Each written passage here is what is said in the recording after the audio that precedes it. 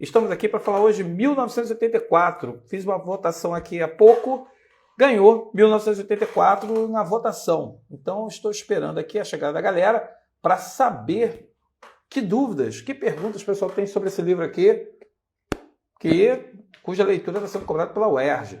Então vamos esperar aqui para ver a chegada da galera.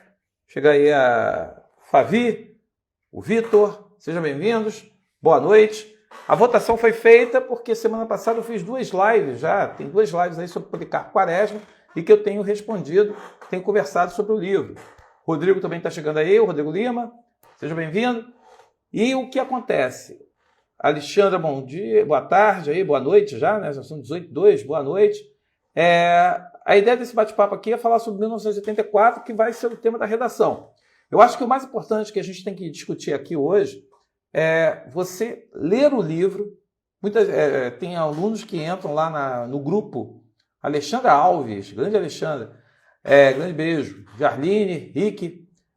O que acontece, moçada? Se a UERJ mandou você ler o livro para a prova da redação, então é para você ler o livro.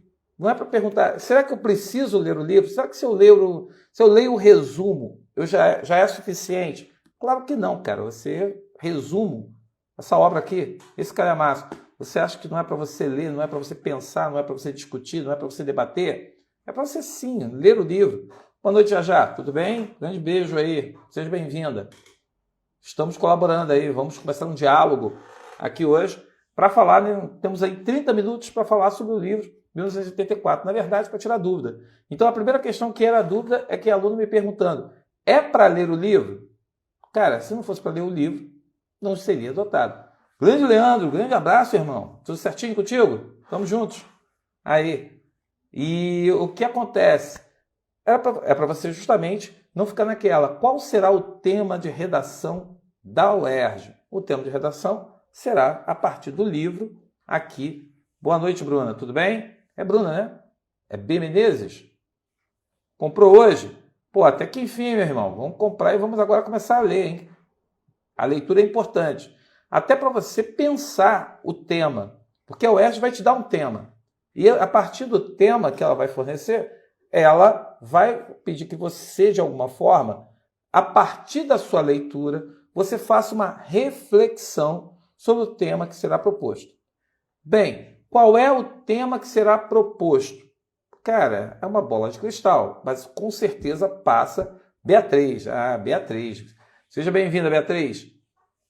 E aí, ele espera que você, a partir da sua leitura, a partir das suas reflexões, você comece e seja capaz de fazer um projeto de texto para atender aquilo que está aí. Deixa eu ver aqui.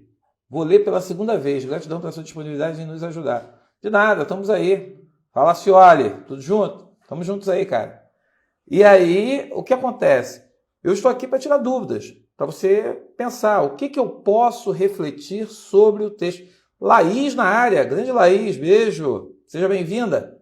Raíssa também está na área. Grande Raíssa. E aí, valeu, B. O que acontece? Eu acho que a gente tem que pensar sobre aquilo que a UERJ, normalmente como tema de redação, ela procura trabalhar aquilo que seria o tema, assim, básico do livro. E o livro, ele começa falando sobre vigilância. Vigilância. Pessoal, o que pensar sobre vigilância? Quem é que tem a preocupação? Veja bem, nós vivemos uma sociedade hoje em que a palavra vigilância, ela é uma faca de 2 gumes. Ela é vendida por nós por uma questão de segurança, para poder tomar conta e evitar crimes, as práticas criminosas. Esse é o discurso de quem vende a vigilância e o discurso de segurança. Claro que por trás dessa questão da vigilância existe uma coisa chamada medo. E o medo de ser assaltado, o medo da violência urbana, da violência social, o medo está por trás dessa questão da vigilância. Então, câmeras para todo lado vigiam nossas vidas. O olho, um olho permanente, está ali 24 horas por dia, olhando as ruas, olhando as nossas vidas, olhando nossas dinâmicas, olhando nossas realidades. O discurso que se diz e se vende é positivo. Só que nós podemos parar para pensar que existe o outro lado, que essa vigilância ela pode ser usada também para nos calar, para nos intimidar, para tirar de nós o direito de nos manifestar e de exercer a nossa liberdade de expressão, a nossa liberdade de ir e vir. Pense que quando você vê filmes como Inteligência Artificial, você vê... Tem um filme, agora eu esqueci aqui, que a inteligência artificial se rebela e ela começa a controlar as informações. E quem é que vai estar vigiando? É a questão aí, quem é que está por trás da máquina, controlando a máquina que nos vigia? Então, assim, o livro, nós temos uma aqui leitura. A vigilância, ela acontece por parte do grande irmão através da teletela, da polícia de ideias e da vigilância que ocorre dentro das próprias famílias, em que os filhos são criados, são doutrinados para se tornar pequenos espiões. E no momento que eles se tornam pequenos espiões, eles são reconhecidos e são valorizados por serem capazes de identificar o próprio pai, a própria mãe. Então não existe essa coisa da família, não existe a questão do amor maternal. O amor é o partido, o amor é o líder. E um líder que ninguém vê e que ninguém sabe o que pode chegar e cair, que está relacionado ali.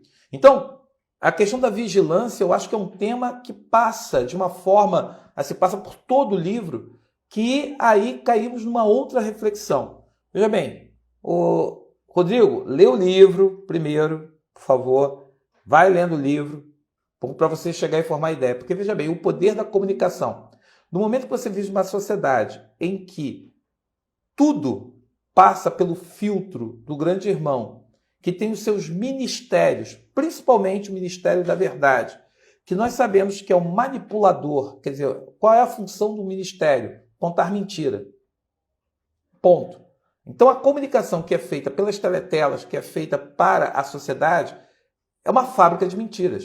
E é uma fábrica que produz informação, toda ela deturpada, manipulada, conforme o olhar do grande líder. Então, quando você para falar sobre o poder da comunicação, na verdade, o livro nós podemos fazer um ponto com o que nós passamos hoje, que é a questão da desinformação. Nós temos duas coisas aí que eu acho interessante. O excesso de informação, nós não conseguimos dar conta de tanta informação que recebemos, e com isso você não tem o tempo de filtrar a informação, para saber se aquela informação que é recebida, ela é verdadeira ou ela é falsa. Por exemplo, hoje mesmo, as redes sociais, o Twitter, qual é o assunto do Twitter? A repórter Leda Nagli, que é uma repórter com uma experiência, uma larga experiência, ela leu uma notícia que Lula e outras pessoas estariam montando um plano para poder matar Bolsonaro. Ela não checou, porque ela pegou o vídeo de um cara que dizia que era policial federal e que estaria investigando isso. E ela leu aquilo como verdadeiro. É claro que os caras pegaram aquilo ali e a bolha explodiu com essa informação. Bem, o que acontece aí? Hoje, a notícia aquela informação era falsa. O vídeo era falso. Alguém praticou o crime de fazer uma conta falsa do delegado da Polícia Federal para poder criar uma fake news.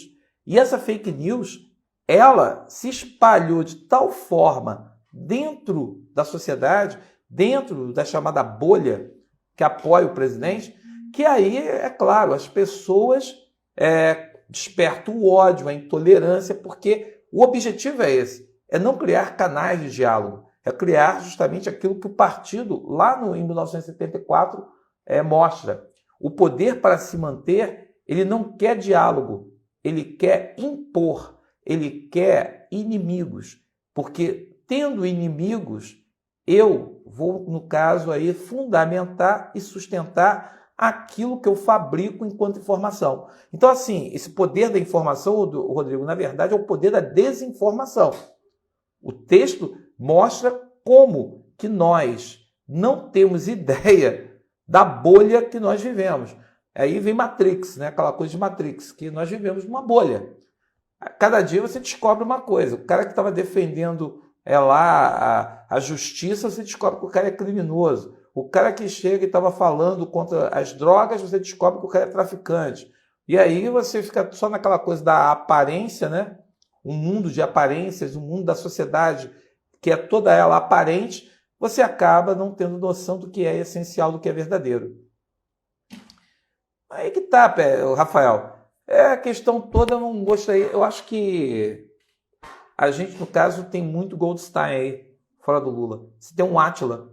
O Átila, a pessoa gosta de falar que o Átila é um boca maldita, mas o Átila é nada mais do que um pesquisador, um cara que tem, não sei quantos títulos, quantos estudos, e o cara justamente faz o quê? O cara, quando vai a público dar uma informação, as pessoas preferem justamente fazer o quê? Atacar o cara, para poder justamente não ter acesso à informação. Eu prefiro a informação do tiozão no WhatsApp do que propriamente o papo trabalhar a informação de um especialista. Nós vivemos um momento em que os especialistas se tornaram inimigos. Então qualquer coisa, veja bem, o laboratório que produz o remédio que é indicado para tratamento precoce, o laboratório disse, não funciona.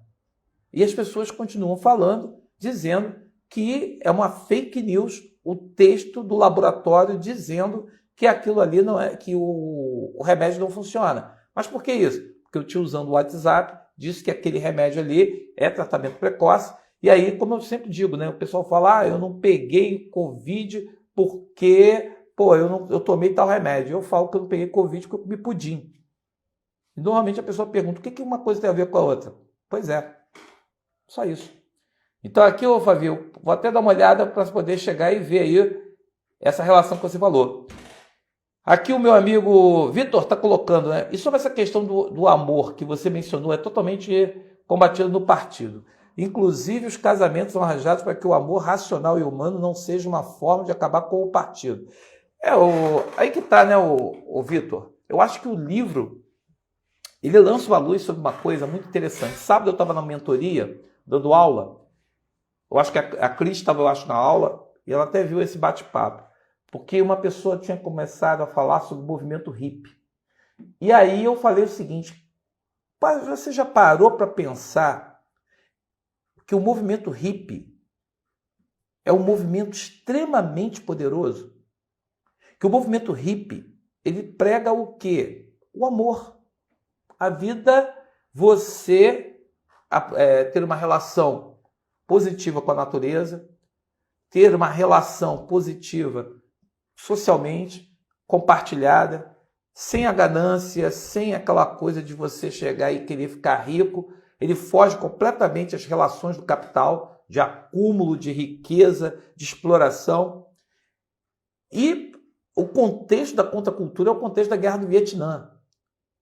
Cara, o movimento hippie é um movimento que prega ideias que seriam ideias, assim, vamos dizer, de uma convivência pacífica, de uma convivência que seria pautada justamente na confiança, no amor.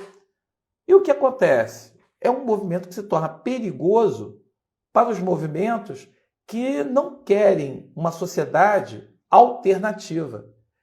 E o que eu faço e o que esses movimentos fazem para justamente... Vai ficar salva, Raíssa, pode deixar. Para poder justamente enfraquecer. Eu vou começar a dizer que ser riponga é ser marginal. Ser riponga é ser maconheiro. Ser riponga é sujo. Ser riponga é você justamente ficar no meio de malucos, no meio de lunáticos, no meio de pessoas que são perigosas. Cara, eles não empunham uma arma, não impunham, não tem o discurso da não violência. Quer dizer, o cara que anda armado ele é menos perigoso do que o cara que vive lá na dele, cultivando e pregando a questão do amor. Então, assim, o amor se torna perigoso porque o amor, ele prega você ter um olhar de empatia pelo outro, você ter um olhar de convivência com o outro. E numa sociedade autocrática, eu não tenho que olhar, eu tenho que ser indiferente. Eu não tenho que chegar e me sentir parte daquele problema do outro.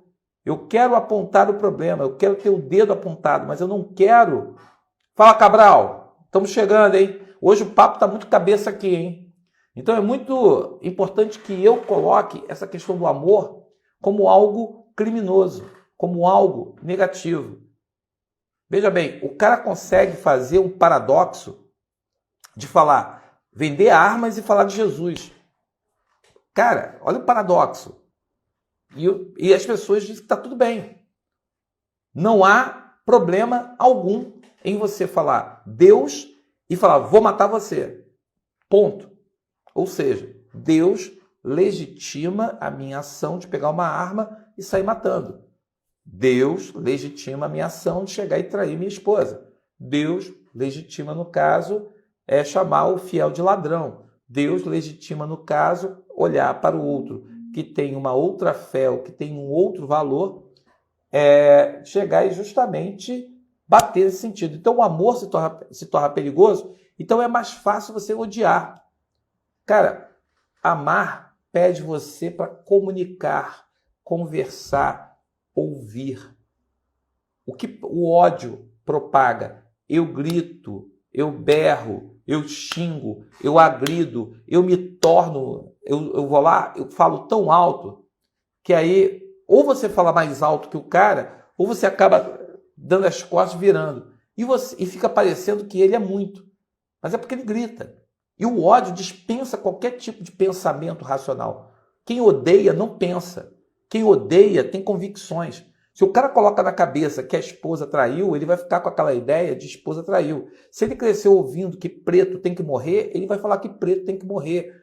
Se você parar para discutir, ele não discute, ele não tem argumento, ele não tem valores, ele tem convicções. E essas convicções são construídas dentro de um âmbito social, dentro de uma bolha que é replicada, que é reproduzida. Então o amor se torna perigoso. É muito importante que eu desconstrua a pessoa. Porque as feministas incomodam? As feministas incomodam.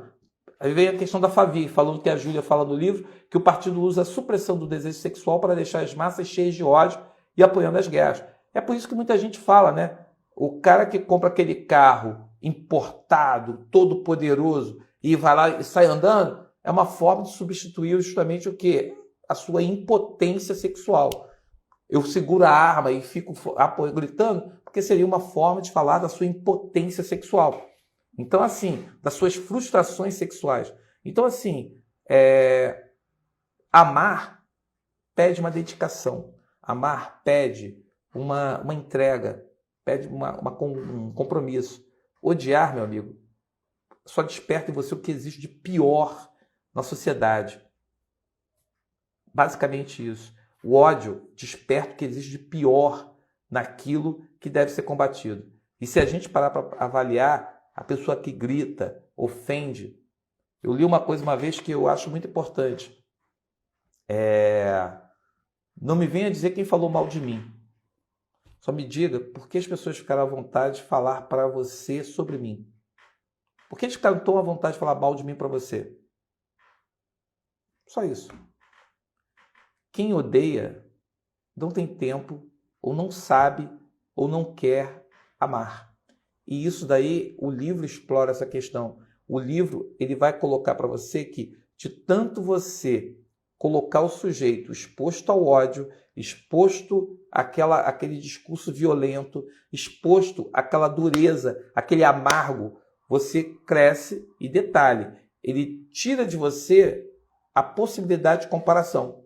Fica parecendo que todo mundo compartilha daquela mesma ideia. É a bolha. Se você está na bolha do WhatsApp, boa noite, Jean. Se você está na bolha do WhatsApp, se você está na bolha do Facebook, na bolha do Telegram. O Telegram agora virou terra de ninguém, né? Nem representante no Brasil tem. Os grandes fake news do ano que vem serão feitos via Telegram. Então, o que acontece? Como isso não é terra de ninguém, como as pessoas, no caso, colocam tudo para fora, você, quando odeia, você acha que é natural, o morador de rua, você odiar o morador de rua. Por que ele está na rua? Porque ele é vagabundo. Se ele não fosse vagabundo, ele não estava na rua. eu vou odiar justamente o cara pobre, da favela. Se ele não fosse... Ele mora na favela, só tem bandido na favela. Se ele está na favela, ele é bandido. É mais fácil eu criar discursos prontos, simplificados, tirar essa questão da complexidade. No momento que eu tiro a complexidade e coloco a simplicidade, a simplificação e fica o simplismo, você vê que o debate é muito raso. E como o debate fica raso, o que eu faço para você tirar o foco de mim? Começo a falar mal do outro. Pessoal, pensa naquele papo de escola. Você tem uma pessoa você está sendo o alvo da piada. E você fica torcendo para que alguém daquele grupo ali tire você do holofote. Aí você chega, mas fulano faz também. Fulano faz também. Nisso que, fulano faz também, pronto, você saiu do foco. E como você saiu do foco, você fica aliviado, porque as pessoas vão ficar pegando o pé do outro e vão tirar você ali daquele foco. Então, assim, o livro, ele explora essas questões. Então, a gente começou falando de vigilância, aí depois a gente começou a falar sobre essas questões que passam sobre comunicação, e depois da comunicação caímos na questão da Júlia e a explicação que a Júlia dá porque o partido faz uso do ódio como instrumento político, e aí você entende por que hoje, por exemplo, aqui no Brasil, você vê tanta gente falando. Nós vimos aí o pastor que estava orando para o Paulo Gustavo morrer. E aí que está. É uma questão muito interessante. Deixa eu ver o que o Vitor escreveu. E sobre o ódio autoritário do partido, há uma passagem que o Winston diz: podiam arrancar de tudo que você já tivesse feito, mas aquilo que estava no fundo do seu coração seria inexpugnável. Por isso que você vai levar para o quarto 101, né, cara? O quarto 101 é aquilo que vai no âmago, né? É o que vai lá aquele dedo que vai lá naquele ponto exato. Eu acho interessante o processo, né, da terceira parte. Quais são as fases, né? O cara primeiro precisa acabar com você fisicamente. Ou seja, você vai se olhar no espelho e você vai se sentir totalmente acabado porque o cara te botou numa sessão de tortura em que você vai apanhar fisicamente, você vai sangrar, você vai se sentir quebrado, você vai se sentir mal. Os caras batem em você naquela tortura física. No segundo momento, o que o cara vai fazer? O cara entra com a tortura psicológica. E aí, o seu corpo já está quebrado. Eu já quebrei a sua aparência. Agora eu vou atuar sobre aquilo que está lá dentro.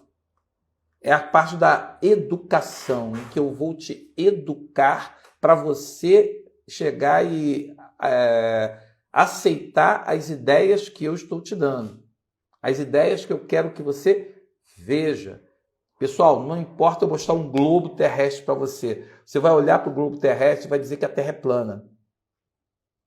Ok? Você vai chegar... Eu já falei que as pessoas perderam a vergonha de mostrar que são burras. Burras. Não são ignorantes. São burras. As pessoas perderam a vergonha. E aí que está. No momento que você tem um globo e você diz que a Terra é plana, por mais que você tenha o globo na sua frente mostrando que a Terra é redonda, não, a Terra é plana. Por mais, e por isso que o Winston coloca lá que ele já estava treinando o pensamento dele para poder passar na tortura e responder aquilo que parece que não tem lógica nenhuma. A lógica é não ter lógica. É o paradoxo, né? E como o próprio Brian diz, né? O duplo pensamento é a garantia de que as coisas vão se manter. E as coisas vão se manter por quê? Porque eu não tenho senso crítico, eu não tenho o senso de enxergar a realidade. Eu enxergo aquilo que me deixam vir aqui. Eu quero que você olhe para esses 4 dedos. Na verdade, você vai dizer que aqui tem 5. Mas eu estou olhando 4. Não, eu quero que você entenda que isso aqui é 5. Pessoal, e aí entra essa questão de fato e invenção. O fato e o negacionismo. Aí vem um outro tema que eu acho bem interessante para a gente ficar refletindo para a prova da UERJ, que é a questão do negacionismo. Como que se opera o negacionismo? Como que ele se mostra nos nossos dias? Porque a UERJ, meu camarada, ele não vai querer que você fale do livro. E esse é um problema que muita gente está enfrentando quando faz a redação. Quando a UERJ der o tema, você vai ter que se posicionar sobre o tema. O que você pensa sobre o tema. E depois você vai argumentar para que esse tema faça sentido. A sua posição faça sentido. Então, se o cara te fala sobre negacionismo e você fala que o negacionismo não é o problema mais grave do Brasil, do país hoje, e que isso é retratado no livro, beleza, mas esse é um problema no país, você vai dizer por que esse problema é grave e por que ele compromete o futuro do país. Você vai ter que dizer, você vai ter que provar, você vai ter que comprovar para a banca que esse é o maior problema do país. E aí você não tem que ficar explicando o que acontece no livro, você só usa o livro como citação, como referência, como fechamento do texto. E outra coisa muito importante, eu vejo muito aluno que eu tenho corrigido as redações do 1984, querendo fazer a introdução modelo Enem, fazer os 3 passos do Enem para poder fazer ali. E o pessoal fica tão comprometido em fazer os 3 passos do Enem e esquece de argumentar, e esquece de botar a tese, esquece que a tese tem que ficar ali, uma tese mais objetiva, uma tese mais clara, e deixar claro qual é a estratégia que você vai adotar ali na sua redação. Como que você vai comprovar? Como que você vai argumentar? Você não tem que ficar escrevendo 6 linhas sobre o que acontece no livro. Cara, a banca sabe o que acontece no livro. Você tem que argumentar, dizer o porquê você está dizendo que o tal fato, você tem tal opinião sobre tal fato.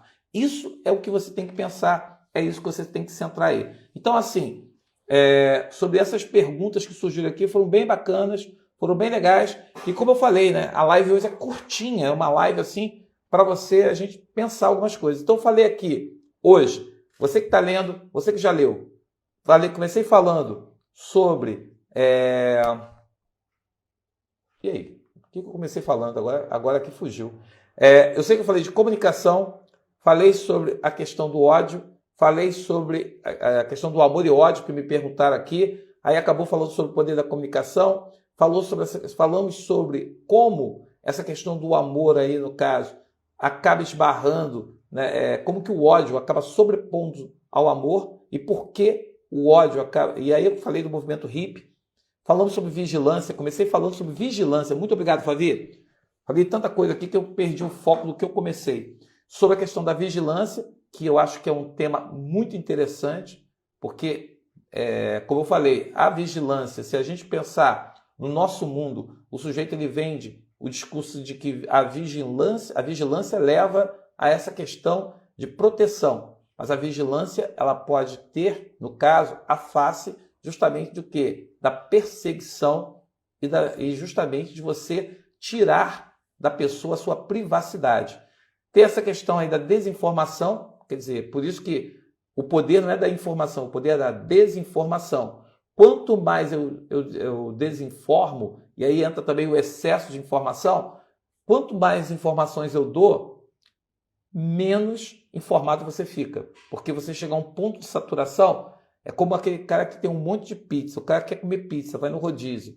Ele olha aquele monte de pizza, ele quer comer tudo. Só que ele começa a comer e ele vai misturando pizza calabresa com pizza de banana, com pizza disso, com pizza daquilo. No final ele só sabe que está comendo pizza, mas ele já não sabe o sabor de nada. E ele já não começa a comer a pizza toda, só começa a comer pedacinhos da pizza e começa a jogar fora boa parte dela. É mais ou menos isso que acontece quando você tem excesso de informação. Você não consegue processar a quantidade de informação que te dão. Então você acaba se contentando com aquilo que é o resumo. Por isso que o cara fala, eu não quero ler o livro não. Eu vou fazer o seguinte, vou pegar o resumo do livro.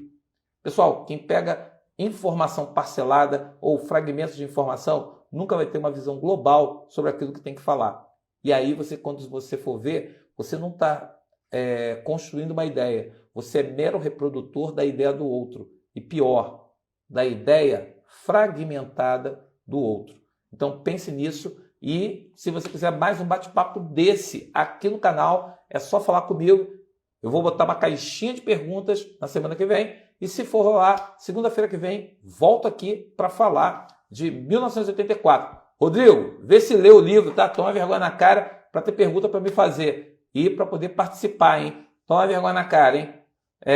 Mais alguém aí quer perguntar alguma coisa? Beatriz quer perguntar alguma coisa? Fabi? Mais alguma coisa aí? O Jean, que chegou aí, entrou. Malu, que estava aí na área. Mais alguém aí? Tem alguma pergunta a fazer aí? Então, boa noite, galera. Valeu, um abraço, boa noite. E a gente, no caso, semana que vem, se for o caso, eu volto aqui com novas ideias, com novas questões. Anota aí, hein? É igual começar a sair com Nutella, só quer parar quando acaba. Que é isso? Pegou pesado, hein, Vitor? Essa daí foi boa. E aí, ó, galera, a questão é a seguinte. Hoje eu botei aí, ó, levantei a bola, hein? Vigilância, excesso de informação. Coloca esses dados aí, ó. E vamos comentar. Valeu, Leandro. Um abração aí, tudo de bom. Pode indicar pra galera aí do Recanto que estamos aqui falando sobre o livro. Mas, ó, a gente aceita todo apoio, toda dica, para que a gente possa trocar aqui e falar um pouco mais sobre 1984. Valeu, Leandrão. Valeu a presença. Mari Amaral. Valeu aí a chegada. Um abraço a todos vocês. Até semana que vem. Tchau, tchau.